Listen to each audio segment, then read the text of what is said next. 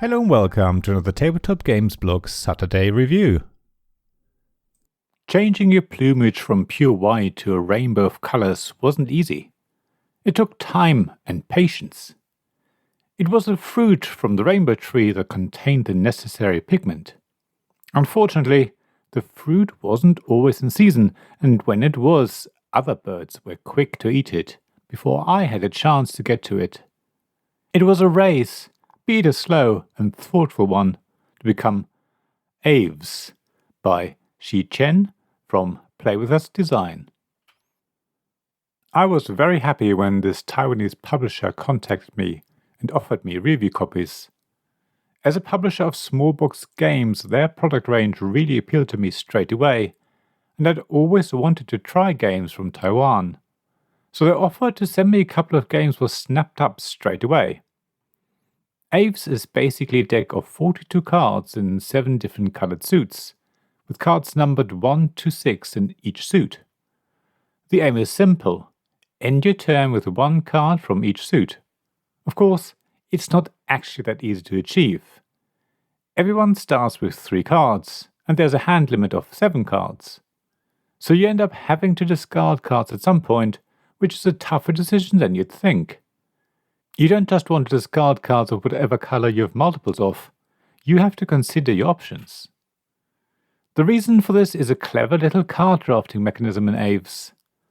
There are 7 face-up cards in the middle of the table, arranged in a circle. On your turn, you play one of your cards in between 2 cards in the circle. If the number on the card you played is equal to the difference between the numbers of the cards on either side, you take those 2 cards. The suit doesn't matter here. So if you play a 2 between a 4 and a 6, you take the 4 and a 6, and your 2 stays in the circle. As you can see, over time there will be fewer cards in the circle, which is fine, because when there's only 1 card left, the circle gets refilled to 7 cards. What's more of an issue, though, is that the cards in the circle will slowly get smaller, and the difference between them will either be 1, 2, or even 0. So ideally you want to hang on to 1 so that you can still play 1 card and get back 2. Because if the number on the card you played in between 2 other cards in the circle isn't equal to the difference between the cards on either side, you only take a single card from the bottom of the deck. The reason that you take it from the bottom of the deck is that the back of every card shows the color of the card suit. That is quite important. Everyone keeps their cards in the hand, but everyone can still see what colors everyone else has. That way you can gauge if someone is close to completing the set of 7 differently colored cards. So there is an element of hate drafting. Mind you, I don't think it's hate drafting as such. After all, if you can see that another player needs 1 or 2 specific colors to win on the turn, it's obvious that you ensure those colors aren't available to them. It's more about not losing than about being mean to another player. However, even if you manage to stop someone else from getting the last color they need from the circle, they can still go for a random pick from the bottom of the deck. They may still win despite your efforts. The rest of the time, there isn't enough information for you to actively stop others from getting what they need. You're much more focused on trying to grow your hand and the selection of colors of the cards you have and what's available in the middle. Aves is really quick to learn and play. Sure, you have to do a little bit of arithmetic to calculate the difference, but that's not too taxing. You really don't have to think too hard on your turn, as most of the time you can quickly decide which card is the best to play in the given situation. The game usually ends after about 15 to 20 minutes when someone has gotten their set of 7 different colors, but it can also go all the way until the deck is empty, and then the player who has more different colors wins. There's also another variant which adds in crow cards, which have a value of 0, but if you have them in your hand you can't win, and you can only play them when there are 2 cards in the circle with the same number. It adds another little interest to Aves. Overall, I would say the game is better with more players.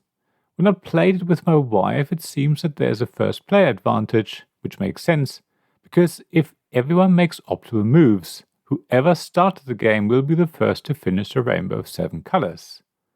We actively tried different strategies to see if that first player advantage could be avoided, but we were unable to find something that worked.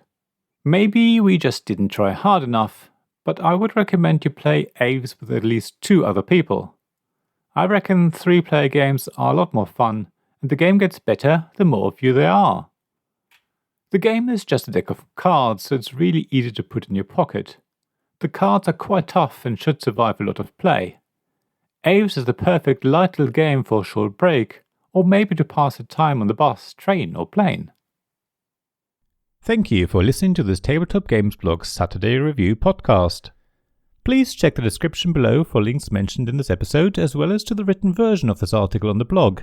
If you enjoyed this episode, please subscribe, give us some stars or leave a review. Please also tell your friends about me, and if you want to offer financial support, check out my Patreon and Ko-fi pages, links to which you'll find in the blog at tabletopgamesblog.com. So thank you again for listening, and I hope to see you again soon.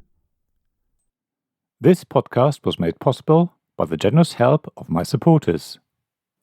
Royal Patron Sean Newman, Magic Champion John Risley, Castle Guards David Miller and James Naylor, Dice Masters Alex Bardi, Paul Grogan and Robin Kay, Shining Lights Gavin Jones, Vukasin Nizovic, Sarah Reed, Richard Simpson and Tim Vernick.